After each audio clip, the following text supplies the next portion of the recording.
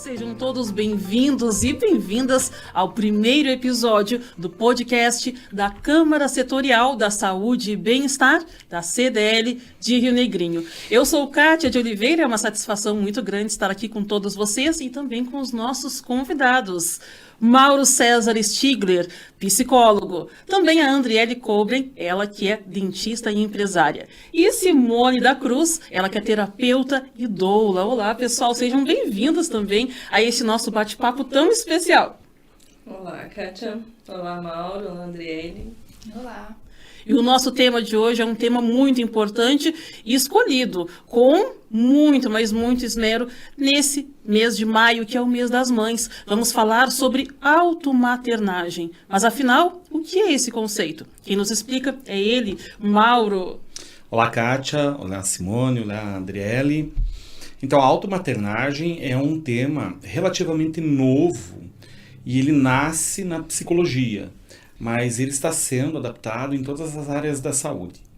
Ele nasce especialmente com uma alemã chamada Karen Horney, que é uma psicanalista alemã, né, como eu disse, e ela traz esse olhar a partir principalmente do resgate de mulheres e mães que passaram por grandes traumas. Então a automaternagem, como o nome já, quase se autodefine, ele parte de um ato consigo mesma.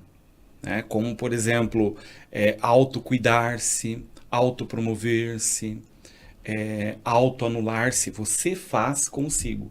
E a automaternagem, especialmente, ela diz respeito a esse olhar profundo em termos do cuidado. Pensando, por exemplo, numa mãe suficientemente boa, que é um conceito de um psicanalista inglês chamado Winnicott, o que uma mãe suficientemente boa e equilibrada faria com os seus filhos? O calor, o aconchego, a alimentação adequada, os cuidados médicos. Então a automaternagem chama para isso, especialmente para a mulher, como sendo a mulher uma personalidade bastante complexa, bastante intensa, é necessário que ela mesma possa ir ampliando o seu olhar em relação à sua vida, ao seu universo e busque os instrumentos mais adequados para o seu autocuidado. Por isso, a automaternagem. E mais especificamente tem a ver com estar resgatando a criança interior. O bem cuidar realmente desse espaço interno que se alonga no físico, nas profissões, em todas as áreas. Um tema bastante atual que tem tudo a ver com a rotina de mulheres, não só aqui de Rio Negrinho, mas do mundo inteiro, que se dividem entre os cuidados com a casa, entre os cuidados com os filhos, com a escola, com o trabalho e principalmente com elas mesmas, né? Isso mesmo. Então, vamos falar de cuidados, continuamos com uma profissional que tem muito a falar sobre isso. Andriele Koblen, ela que é cirurgiã dentista, especialista em ortodontia, especialista em implantodontia, empresária e proprietária da Odonto Company aqui em Rio Negrinho. Seja bem-vinda mais uma vez, uma satisfação estar com você aqui, Andriele. Olá, Kátia. Olá, Simone. Olá, Mauro. É um prazer estar fazendo parte dessa conversa, né, sobre um assunto tão bacana e desafiador que é a automaternagem, né? A fase da gestação, ela é uma fase de extrema importância, né, porque uma nova vida está sendo gerada. Então, os cuidados com a saúde, eles são fundamentais para que esse bebê, ele seja gerado sem problemas, né? Que ele se desenvolva sem problemas. E os cuidados com a boca, né, fazem parte deste processo. Quando uma mulher, ela decide ser mãe ou ela está planejando engravidar, né? O check-up odontológico é de extrema importância fazer parte desse planejamento. Já para aquelas que já estão na fase da gestação, né, já estão grávidas, né, às vezes sem um planejamento, no susto, né, o pré-natal odontológico, ele deve fazer parte dessa fase da gestação, né, onde um profissional especializado, um cirurgião dentista, vai fazer uma avaliação, né, e vai passar todas as orientações e cuidados, né, para uma boa saúde bucal. Ainda existem muitos mitos, né, de que a gestante ela não pode fazer tratamento odontológico, que não pode fazer raio-x, não pode levar anestesia, né? Muito pelo contrário, ela pode fazer sim tratamento odontológico em qualquer fase da gestação, né? Ainda mais se houver dor. O segundo trimestre, ele é o melhor momento para se tratar, Porque nessa fase os enjoos já não são tão frequentes, né? E a posição na cadeira do dentista gera menos incômodo, menos desconforto. Claro que procedimentos que não trarão danos ao desenvolvimento, né, desse bebê, é melhor aguardar o final da gestação, né? Por exemplo, colocação de implantes, colocação de aparelho ortodôntico, extração de sisos, né? Mas sim, a gestante ela pode levar anestesia. A gente usa de anestésicos indicados, específicos, sem vasoconstritor. Ela pode sim fazer raio-x, né? O raio-x odontológico, ela tem uma baixa exposição, né? Uma baixa incidência de radiação, né? Usa-se de um avental de chumbo para proteção da mãe e do bebê e também o feixe de raio-x, ele é bem direcionado, ele pega uma área muito pequena e específica, né? Praticamente de 1 a 3 dentes. Né? A gestação, ela tem várias alterações, ela traz consigo várias alterações hormonais, né? E qualquer acúmulo de placa bacteriana que fica ao redor dos dentes, né? A gengiva, ela tem uma resposta mais exacerbada, né? Então, a gestante ela é mais propícia ao desenvolvimento de gengivite, que é uma inflamação, sangramento, inchaço da gengiva, e periodontite, que é uma infecção e perda de osso, né? E esses micro-organismos presentes nessa placa bacteriana, né, eles podem entrar na corrente sanguínea, né, e estimular a produção de prostaglandinas, né? E isso pode provocar contração no útero, né, e acelerar o trabalho de parto, fazendo com que aconteçam partos prematuros, né, partos prematuros, e a criança venha a nascer com baixo peso. Né?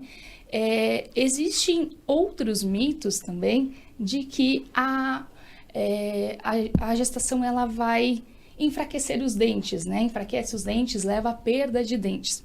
Né? Isso não é verdade. Todos os nutrientes e o cálcio necessário para a formação dos dentes do bebê, né, e a formação, o desenvolvimento dos dentes do bebê são provenientes da alimentação da mãe, né?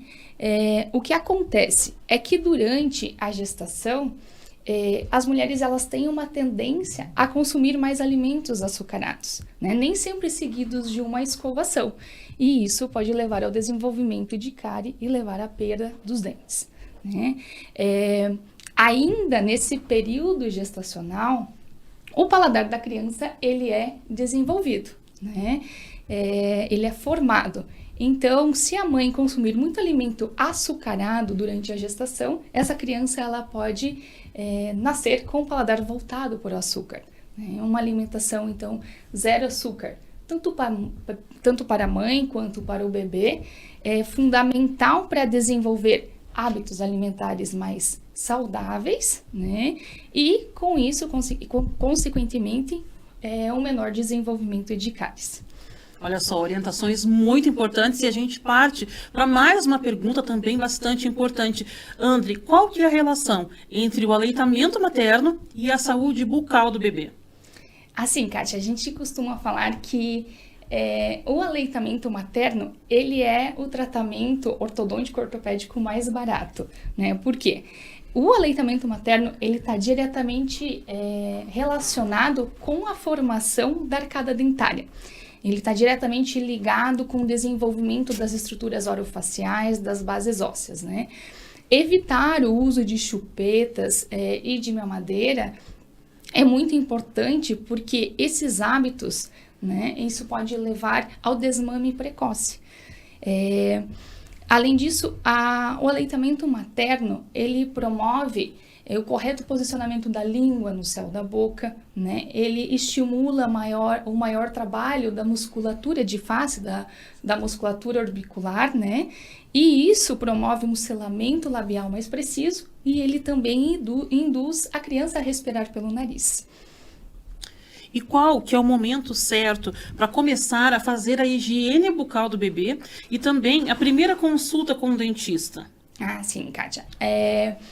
A higiene bucal do bebê, ela deve ser iniciada ainda sem dentes, né? Com uma gaze ou uma fraldinha molhada em água filtrada, pelo menos uma vez ao dia. É muito importante que a criança tenha esse costume, né? Crie esse hábito de ter a boca manipulada, a gengiva massageada, né? E é nesse momento a fase indicada para se fazer a primeira consulta com o cirurgião dentista, né? Ele vai passar todas as orientações e cuidados para uma boa saúde bucal, né? Para os pais e responsáveis. E também ele vai orientar como fazer essa higiene correta, né? Ainda sem dentes, e a partir do momento que nasce o primeiro dente, qual é a melhor forma de higienizar, né?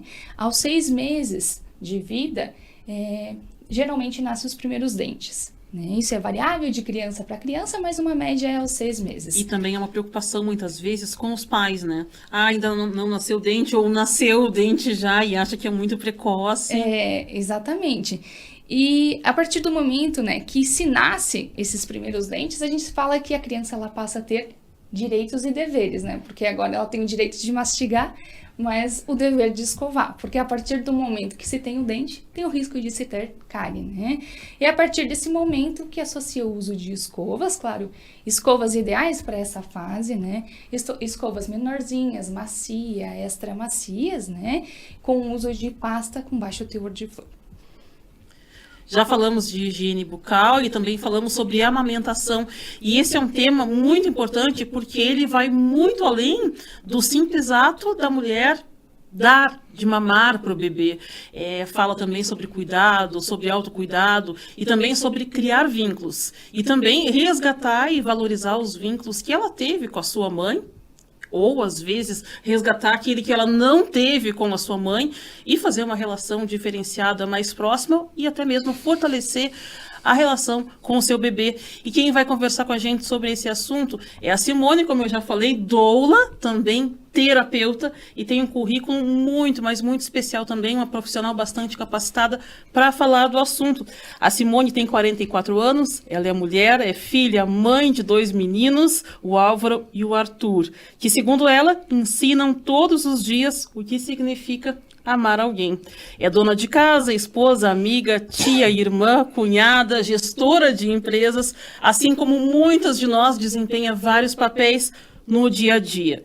Também ela é formada em gestão de negócios, especialista em psicologia corporal, massoterapeuta, terapias integrativas, consultora em amamentação e cursando fonoaudiologia. Desde muito cedo já cuidava de outras crianças, não porque era obrigada, e sim porque já amava cuidar dos bebês e dos pequenos. Simone, muita coisa para falar com a gente, para compartilhar aqui com a gente e com todas as mães, filhos, filhas, pais e todos os que estão nos acompanhando, não é mesmo?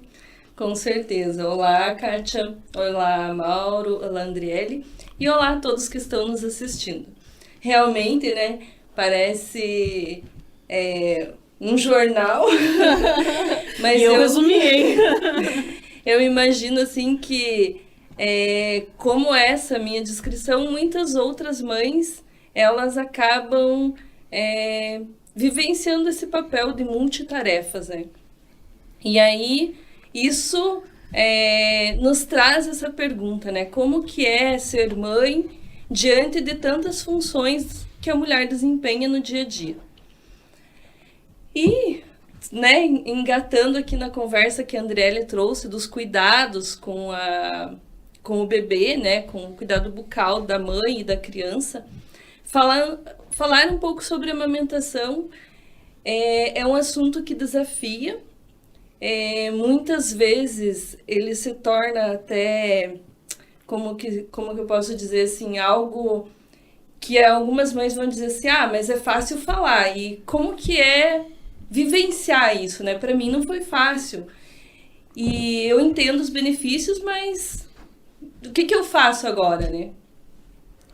Aí a gente volta e fala um pouco dessa questão da automaternagem.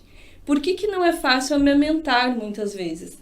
Porque essa mãe, ela está vivenciando algum processo muito difícil, porque como que ela foi filha? Como que ela recebeu esse amor de mãe? Se ela foi amamentada, se ela não foi amamentada, isso tudo vai interferir nesse momento, de dar conta dessa amamentação. Porque quando o bebê nasce, diferente do que muitos falam, né? Assim, o bebê já nasce sabendo mamar, né? Ele já sabe o que fazer. Não, ele tem um instinto. Ele não sabe mamar. A mãe nunca amamentou, muitas vezes, principalmente quando é primeiro filho. E quando é segundo, cada um tem sua história, seu momento. Aí vem a questão, assim, da dificuldade da pega, se está correta, se não está correta. Aí gera fissura no bico do seio. Aí dá engurgitamento. Aí o bebê tem alguma dificuldade, um frênulo, e aí a mãe não sabe, ou tem alguma questão anatômica na boca que não foi diagnosticado naquele momento ali, na hora do nascimento. Isso tudo vai interferir na pega. E aí o que acontece? É muito mais fácil você entrar com a chupeta, com o bico. Por quê? Porque são duas situações, né? É a mãe emocionalmente abalada. Muitas vezes ela não tem uma rede de apoio, ela não foi amamentada. Essa rede de apoio chega para ela e fala assim: para que sofrer? Você não mamou e tá aí. E aí você vai desincentivando essa mãe a dar continuidade na amamentação. Quando a mãe busca essa ajuda, né, vai buscar um profissional, um ortodontista, vai buscar um terapeuta, um psicólogo, vai buscar a doula, ela acaba se embasando de conhecimento e lidando melhor com essa situação. Então, se nesse momento vir uma dificuldade, ela vai lembrar do que ela buscou. Que a gente fala na educação perinatal, que é o enxoval emocional que essa mãe vai buscar. E aí ela vai ter condições de lidar com todo esse processo da amamentação, né? Sabendo da importância do desenvolvimento bucal, anatômico, evitando esse excessivo de possibilidade de cáries, porque o leite materno ele diminui esse risco. E nós mostramos para essa mãe que a importância da amamentação ela vai muito além de toda essa parte.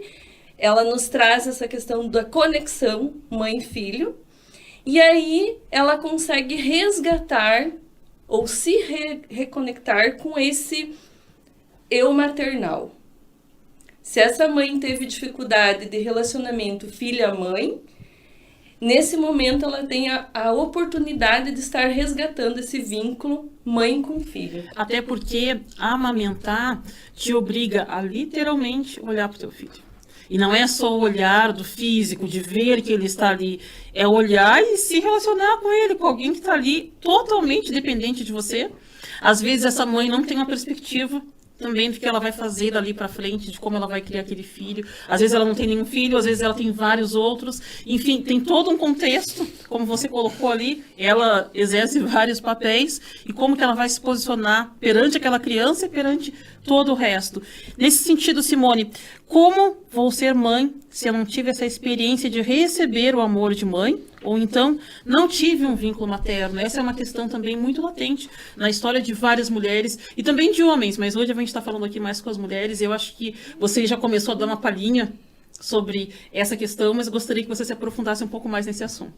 Então, a gente não está deixando os homens de fora, né? Porque muitos, eles são mães também, mães e pais, né? Assumem uma responsabilidade. Mas como a gente está aí no mês das mães, nós vamos falar delas, né? De nós, mulheres. Esse é um desafio constante pelo fato de que, falando da minha geração, né? 44 anos, quem é um pouco mais velha, os nossos pais, eles não tinham muito essa questão, né? Do afeto, do pegar no colo, do conversar, do falar, né, sobre assuntos diversos, né? Falar de um relacionamento de namorado era difícil, né? Como que é ser mãe para essa mãe? Para ela era muito difícil. E aí isso acaba afetando no nosso eu. E aí a gente tende a culpar nossas mães, né? Ah, eu sou assim porque eu não tive isso da minha mãe, né? Eu não abraço porque eu não fui abraçada.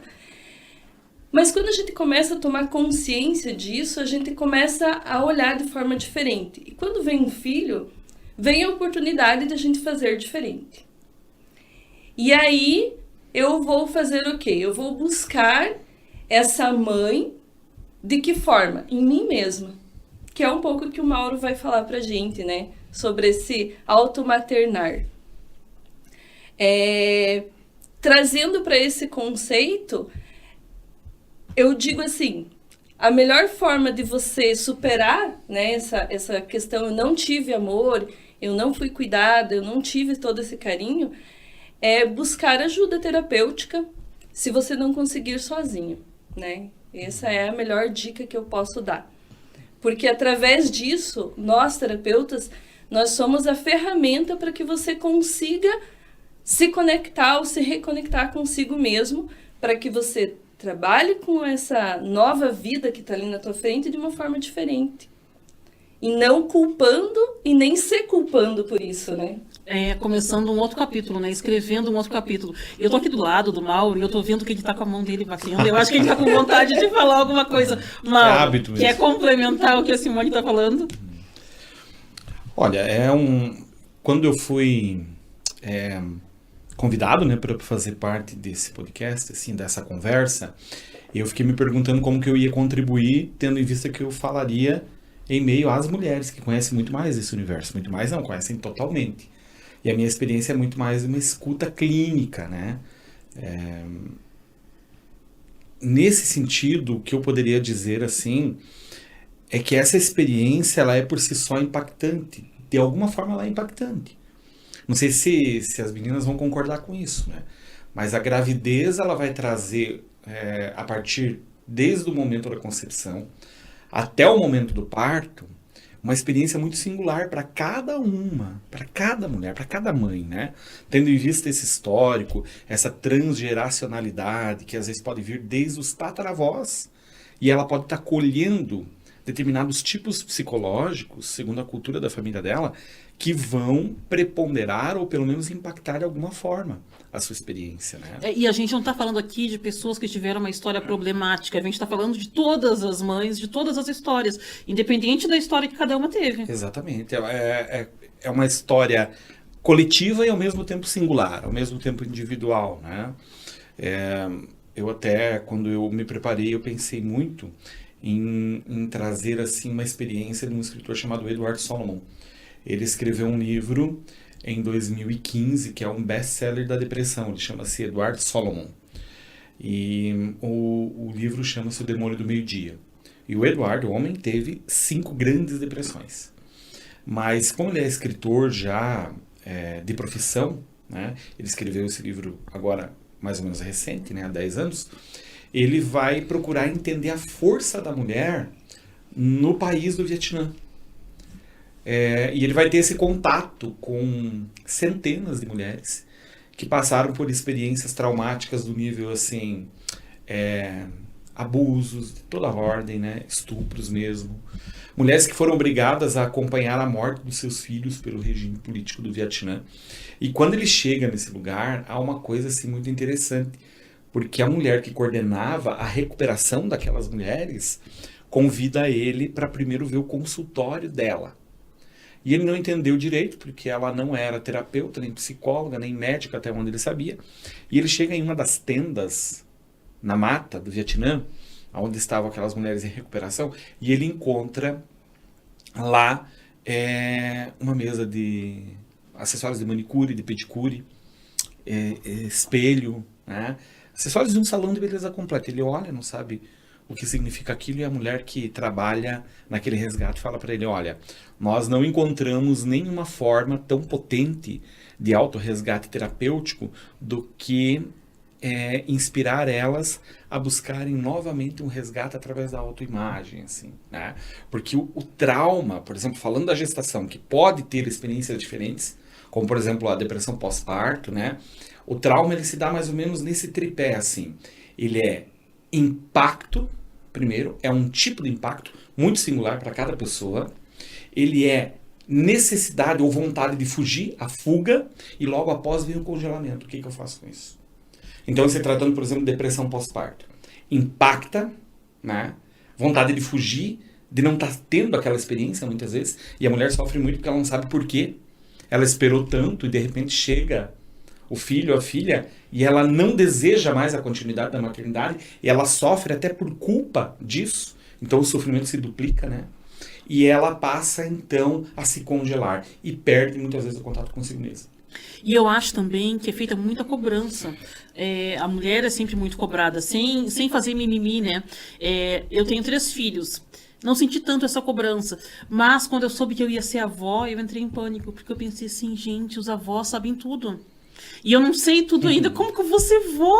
Se nossos avós são seres que são muito mais que eu vou ser vó como agora, sabe? Né? E eu acredito que muitas vezes para a mulher, quando ela é mãe, ela também passa por isso. Como que eu vou ser mãe? Né? Como se eu fosse mãe se eu tive uma mãe distante.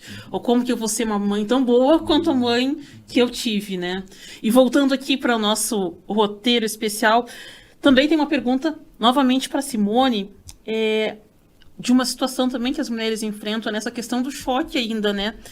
E agora? O bebê nasceu, nem tudo é como eu vi e ouvi. O que eu faço? Socorro. Toda mãe já passou por isso. E às vezes os pais também, né? Aqueles participativos. Exatamente. Nesse momento, a gente chama do choque de realidade, né?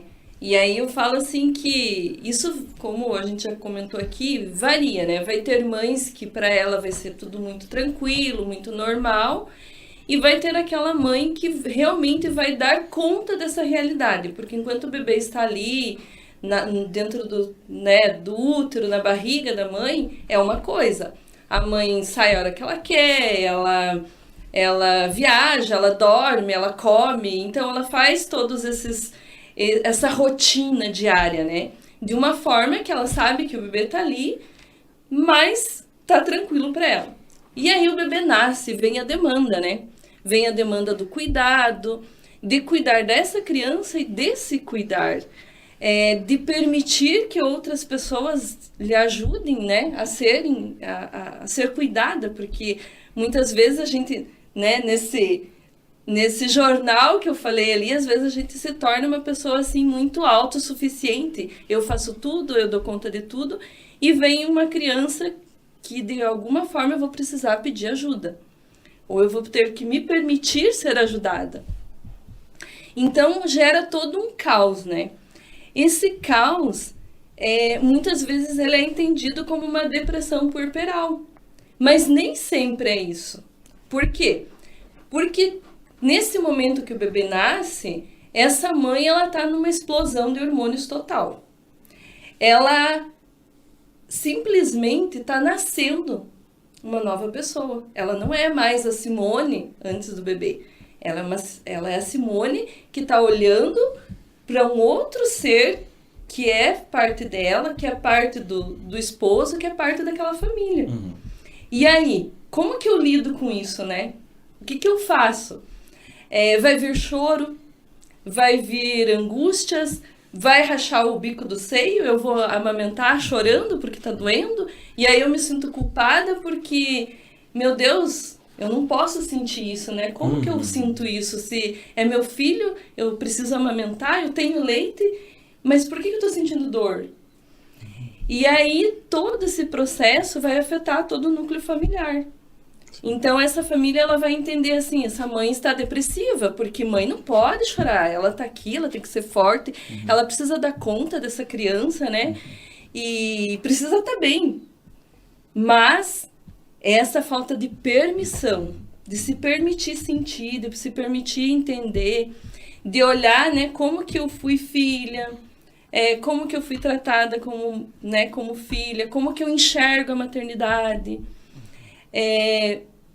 Muitas vezes a gente imagina que vai dar conta, né? Eu, como falei, sempre cuidei de crianças. E quando eu tive meu primeiro filho, a imagem que eu tinha assim, nossa, você é super mãe, né? Porque eu sempre cuidei de criança, eu amo criança e vai dar tudo certo. E foi a fase mais linda da minha vida, foram as gestações. E específico a primeira, porque era o primeiro filho. Então, eu tinha essa noção. E aonde que deu o BO, vamos dizer, onde que veio o caos emocional? Na amamentação. Quando eu fui amamentar, quando esse seio engurgitou, né, que é o famoso empedrou, né, para quem é mais antigo, então rachou o bico, sangrava, ele ia mamar, eu chorava. E ele foi uma criança que chorou muito, né? Mas eu tive aquele conceito de educação que você não fala, você engole. E a gente estudando na psicologia corporal e estudando Reich, enfim, vários outros estudiosos, né, nesse assunto, fala que o bebê chora o que a mãe cala. Então, hoje, com a experiência que eu tenho, ele tem 21 anos, eu entendo por que ele chorava tanto, porque eu engolia tudo. Eu tinha que ser forte. E aí, a criança que vai sofrer, né? Eu fiquei pensando agora, Simone, fazendo uma pergunta para você, assim, se você se depara com isso. Nas segundas-feiras eu participo de um grupo que ele se chama Arbeitete man Inneman Kinder. É um grupo que ele funciona na Alemanha, mas é tocado por um brasileiro, que se chama Trabalho com a Criança Interior, né? E ontem nós comentávamos algo assim de uma demanda, possivelmente, não sei se é nova ou não, para você que é doula, se você ouve isso, né? A mãe hoje está experimentando um novo conflito, porque, por exemplo, há a vitrine midiática, há a vitrine digital, né, de uma vida maravilhosa. E, por exemplo, a gestação chega a partir do parto, ou mesmo já antes do parto, aparentemente como uma limitadora de determinadas expressões sociais ou movimentos sociais, né? Por exemplo, e agora como é que fica o meu mestrado, a minha pós, a minha academia, ou seja, o que for, por causa de a criança demandar exatamente um tempo, né? Então, ontem nós falávamos assim sobre um descompasso por essa falta, talvez, de conexão, né? No sentido do quanto isso impacta a mãe que está naquela angústia, né? Ou seja, está ali o seu filho, a sua filha, né? Num momento muito especial ali no início, né? Depois, eu estou falando agora mais de pós-parto, assim, né? E toda essa chamada social, que se ela não for para ela, acaba representando como um abandono da vida. Parece que ela está se abandonando. Então vão surgindo interconflitos, assim. Vão se somando como intercamadas, né? E no final, como você falou, gostei muito da palavra caos, né? Vai se tornando um grande caos, né? Parece que ela fica sem direção, assim. E até porque existe, a gente interrompendo, existe uma consciência geral, digamos assim, de que se a mulher engravidou, nossa, ela engravidou e agora? Ela estava estudando, ela estava trabalhando e engravidou. Ela foi promovida e engravidou. Ela emagreceu. Agora engravidou. É sempre assim, é sempre um peso, né? Tirou a carteira de motorista. Engravidou, não vai poder mais dirigir. É sempre como se fosse uma obrigação, né? Como você colocou, uma limitação, né? Engravidou. Pronto, ela tá lá emparedada, né? E muitas vezes ela realmente tá. Tanto ela com ela, quanto a sociedade tá lá limitando ela nesse sentido. Isso que foi trazido aqui agora, né? Instigado pelo Mauro, é algo até preocupante, né? Em relação à saúde mental e emocional das mães e dos filhos que estão chegando. Não fazendo apologia, né, e dizendo assim, sou totalmente contra, mas eu vejo a importância de fazer uma conexão interior, a gente, né, para que a gente faça um filtro do que a gente está vendo, do que a gente está buscando. Porque realmente essa questão de mídia social influencia muito em alguns fatores, muito mais para o negativo do que para o positivo. Parece que vem uma ditadura do sucesso, né? Exatamente. Essa coisa do sucesso, eu fiquei pensando, por exemplo, nas especialidades da Andriele, assim, né? O quanto aquele momento pós-parto, se não dá para ela ir para o mestrado rapidamente, fazer a viagem dos sonhos, mas eu fiquei pensando assim, unindo ao que a Andriele faz no dia a dia, por exemplo, a experiência que o Solomon traz no livro dele, das vietnamitas que vão lá numa tenda, olharem-se no espelho e recuperarem um pouco da sua imagem, né? Sim. O quanto, por exemplo, uma visita dessa a um profissional, né? Bucal, dentista, faz a diferença, e isso também é importante, mas de repente a mídia acaba ditando, não, olha, você tem que caminhar por esse caminho. Sim. Por esse lugar, assim. Ou assim, ela acabou de ter um bebê, como é que ela vai querer ir no dentista? né? E que ela quer ir no dentista se ela tem Isso um é bebê. cuidar da criança interior, entende? E aí, aproveitando esse gancho, vocês falando, eu lembrei de uma situação. Então, eu fui chamada para fazer um atendimento de consultoria de amamentação. Eu não tinha acompanhado esse parto, mas ela já tinha entrado em contato comigo, né, em algum momento e sabia do meu trabalho. Então, eles me chamaram e eu cheguei na casa para o atendimento, né? O bebê tinha 5, 6 dias, essa mãe não conseguia amamentar. E aí, a primeira coisa que eu faço é cuidar da mãe. Então, eu levei lá o escaldapés, o óleo da aromaterapia. E eu não fui, eu quero pegar o bebê, vamos colocar para amamentar. Por quê? Porque isso é um processo emocional, entende? Se eu fizesse isso, nós não teríamos nenhum resultado positivo.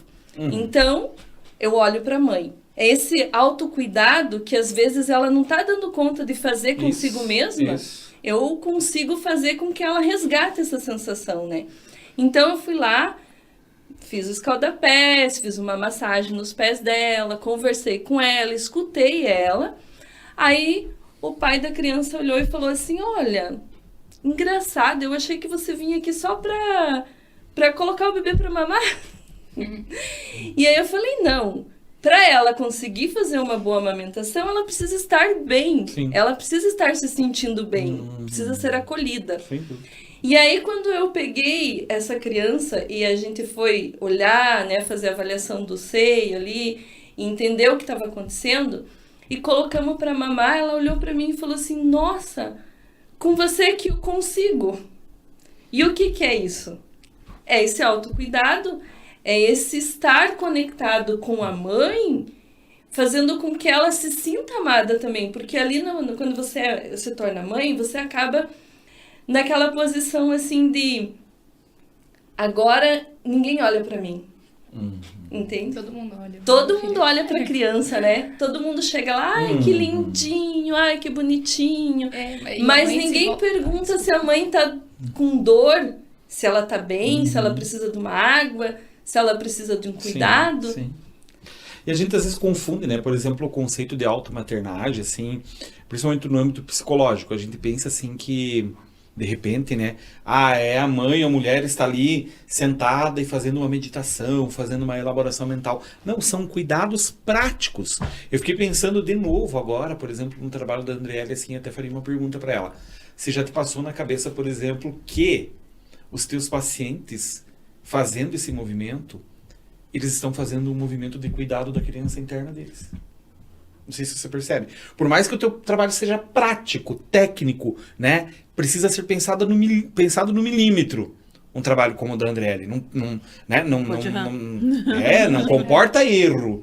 Mas veja, naquele momento é uma criança interna que com autonomia, com automaternagem, sem ter consciência disso, mas percebe o valor do movimento até algum lugar, né, um ambiente profissional, que ela vai estar recuperando ou melhorando a sua imagem. Isso é automaternagem, autocuidado. Exatamente, o autocuidado, a autoestima, né, recuperando o seu autoestima. Às vezes as mães, elas se voltam tanto para o bebê, né, que algumas esquecem até de escovar os dentes durante o dia.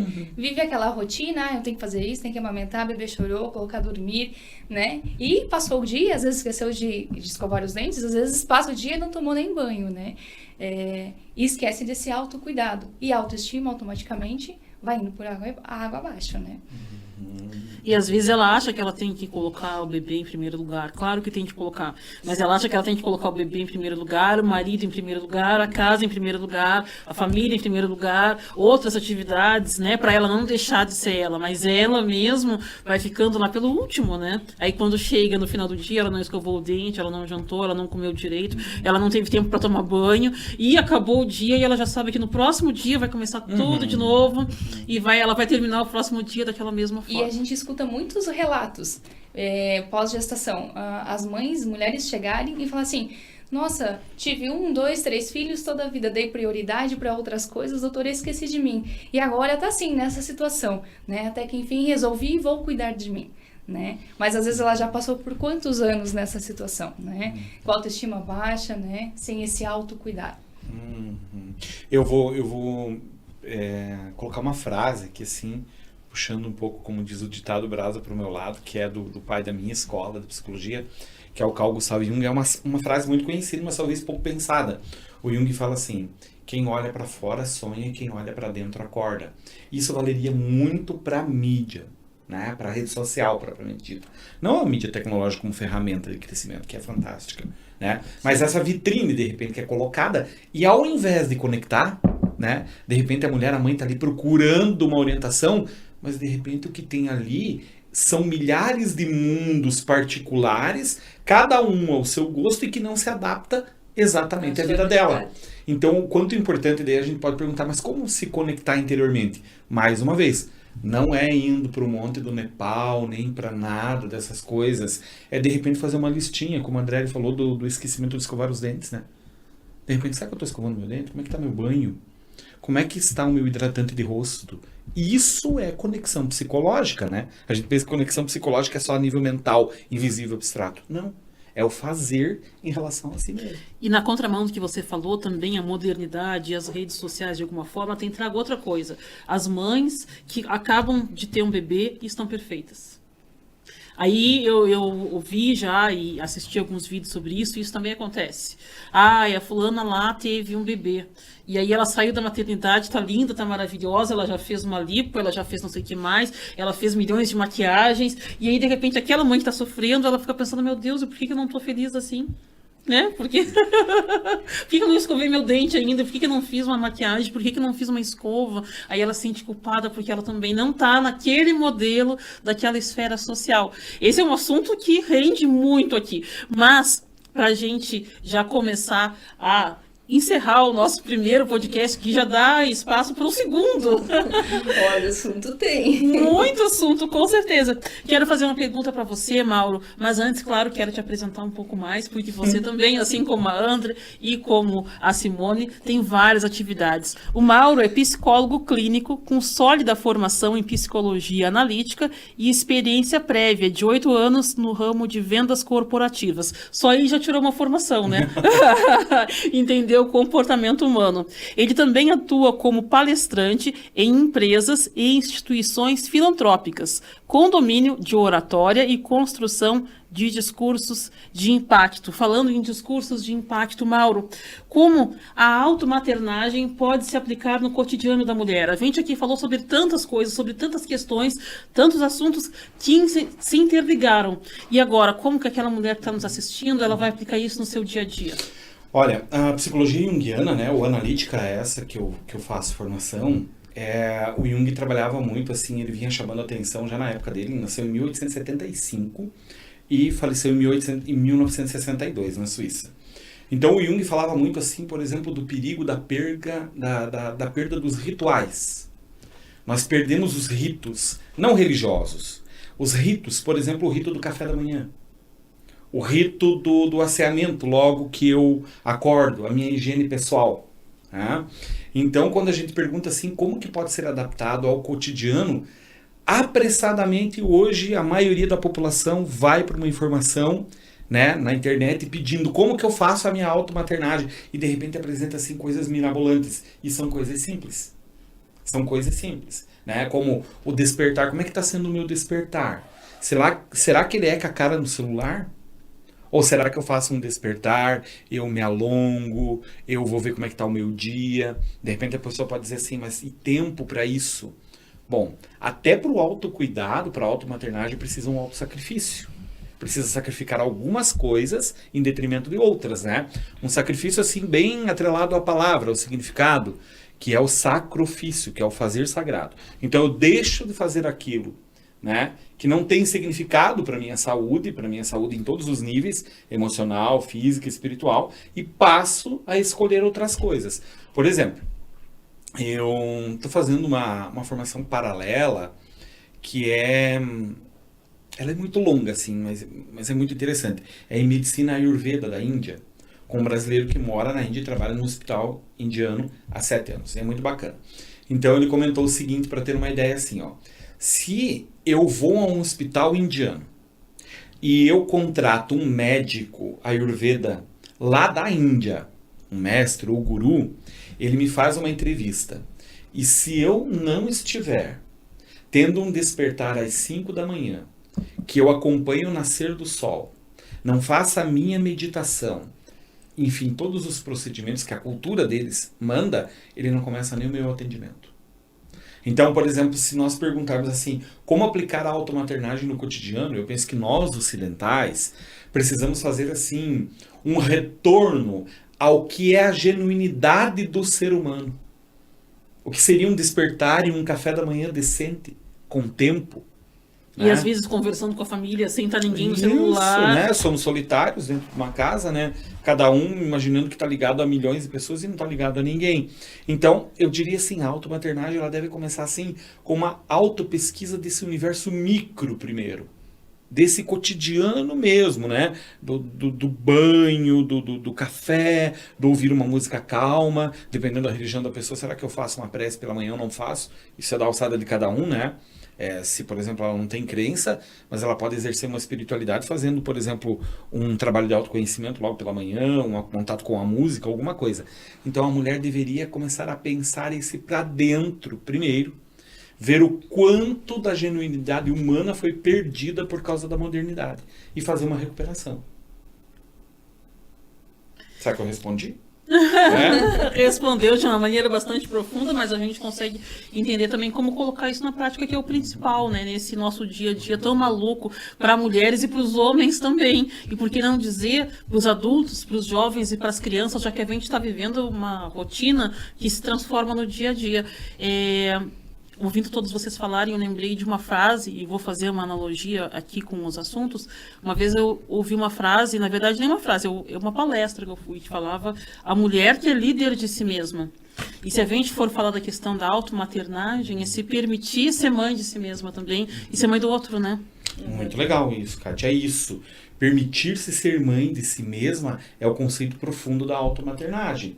É ter essa autonomia em não terceirizar mais nem para a tua história traumática, nem para nada, embora dolorido. Ontem a professora dessa experiência somática falava assim, que é impossível uma vida sem trauma.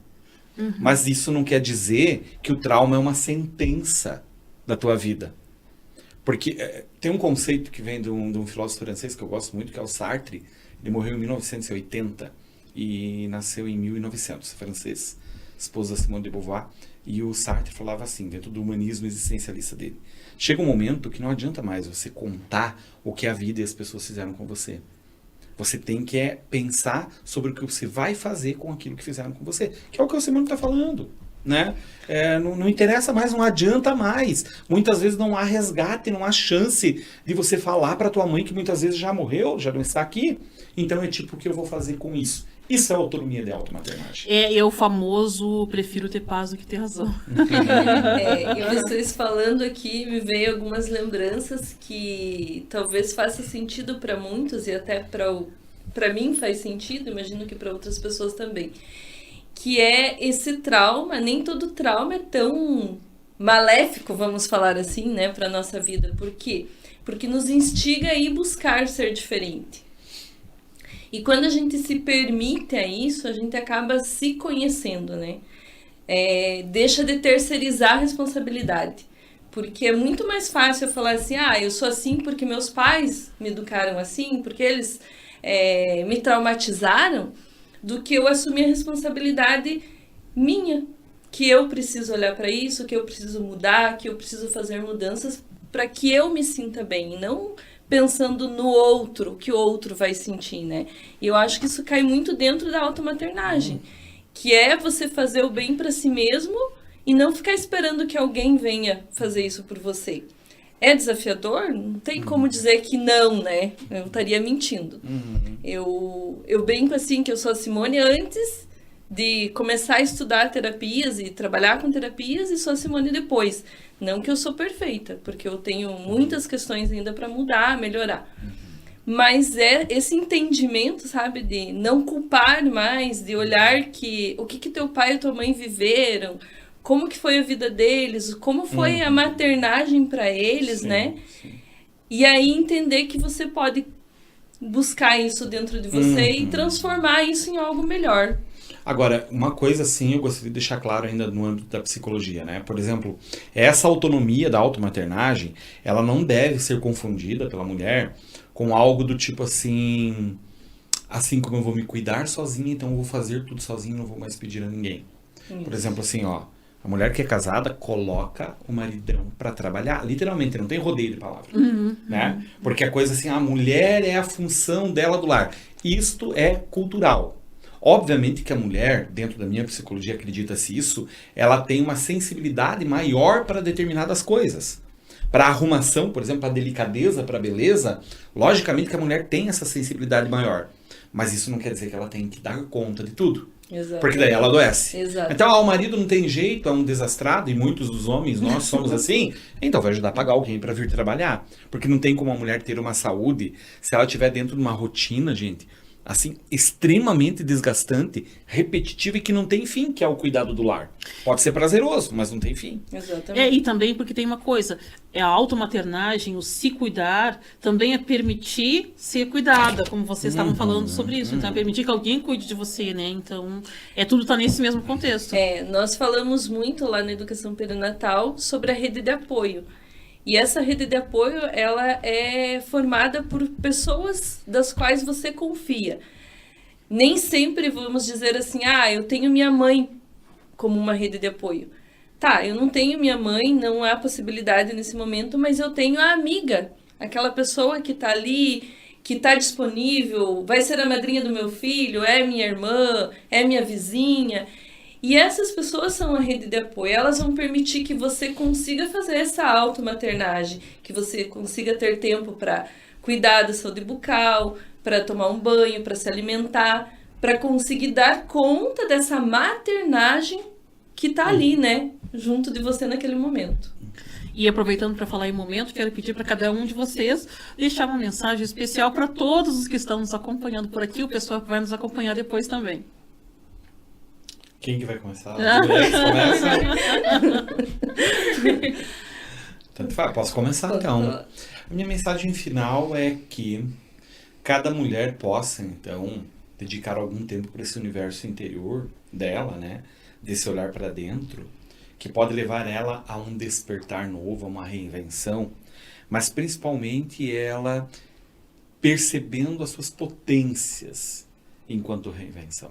Seja uma depressão pós-parto, seja o término do relacionamento, que por acaso se deu até antes do parto ou logo após a gestação, que ela possa, né, perceber essa grande potência que ela tem dentro dela mesma para a sua reinvenção. Eu acho que essa é a mensagem assim, mais sublime, né? A mulher, ela é sim, isso pode alguém torcer o nariz, mas ela é sim mais potente e mais forte que o homem. Estudos em psicologia demonstram isso.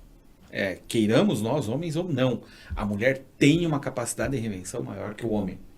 Não sei se ela já veio dotada pelo Criador, eu não sei o que é, mas ela tem. Então, que ela perceba isso e que ela possa saber que sempre é tempo de se automaternar, de renascer, propriamente dito. É que a gente pode ser mãe, Mauro. Essa que é a questão, a gente consegue ser mãe. Pode ser que seja isso, então, é o ato sagrado por si, né? A gente pode se reinventar milhares de vezes. Pode ser. Simone. Olha, eu falo que ser mulher, ser mãe é algo único. Nem sempre vai ser aquilo que você vê nas mídias sociais, eu amo ser mãe, é maravilhoso ser mãe, pode ser que seja desafiador. Mas se permitam a vivenciar isso, se permitam a se reconectar, a buscar esse autoamor, esse autocuidado, essa mãe de si mesma, né? De uma forma tranquila. Tranquila que eu falo é no sentido assim de entender que não existe certo ou errado. Existe o que você está vivendo. Porque a gente está muito nessa questão assim do que é certo e o que é errado dentro da sociedade. Mas você precisa saber o que é certo e o que é errado para você. É isso que importa. Ser mãe, para mim, é maravilhoso, sempre desejei. Mas existem muitas mães que, elas, quando entram nesse papel de mãe, elas vivenciam aquele processo de filha, né? Da rejeição, do abandono. e não sabem lidar com isso. Se você não consegue lidar com isso de uma forma interior consigo mesma, busque ajuda. Eu falo assim que essa permissão de buscar ajuda é algo que faz a diferença na vida da gente, porque, como o Mauro falou, né, enquanto nós entendermos que damos conta de tudo sozinha, infelizmente a gente vai adoecer. Aí entra aquele caos que eu falei, né? A gente entra no caos. Então, é um assunto bem abrangente, né? Tem muita coisa para falar, e acho que se a gente ficasse aqui, ficaria horas conversando sobre isso. Mas, nesse momento, né, convido vocês a buscarem essa reconexão, seja consigo mesmo ou através de uma ajuda terapêutica. E André, qual que é a sua mensagem especial? Lembrem de escovar os dentes. Também, exatamente. Acho que, sim, ser mãe exige responsabilidade, atenção, cuidado, mas não esquecer do autocuidado próprio, né? Não esquecer de si próprio, de algo simples, básico, né? Que é escovar os dentes, mas da autoestima geral, para essa mãe se reencontrar, né? O eu dela, não perder o eu próprio, se reconectar, como a Simone falou, né? E eu vou ser um pouco mais audaciosa aqui e vou dizer assim, ó. Para você cuidar de alguém, primeiro você precisa estar bem. Eu não consigo cuidar de ninguém se eu não estiver bem. Então, essa é o resumo, né, do que a gente falou aqui. E claro, né, vocês estão vendo que vai ter muito mais podcasts, tem muito mais assuntos. A gente vai encerrando por aqui. Aguardem o próximo episódio e também já deixem aqui nos comentários as sugestões de assuntos que vocês gostariam de ver aqui no podcast da Câmara Setorial da Saúde e Bem-Estar da CDL de Rio Negrinho. Muito obrigada pela participação de vocês, um super abraço para todo mundo e até a próxima. Tchau. Obrigado. Obrigada a todos que estão assistindo. Obrigado pela oportunidade da Câmara Setorial, né, de Saúde e Bem-Estar, que nós fazemos parte, e acredito que a gente tem muitos profissionais lá dentro que ainda terão outros assuntos para estar trazendo para vocês. Então é isso aí, pessoal. Até a próxima. Tchau!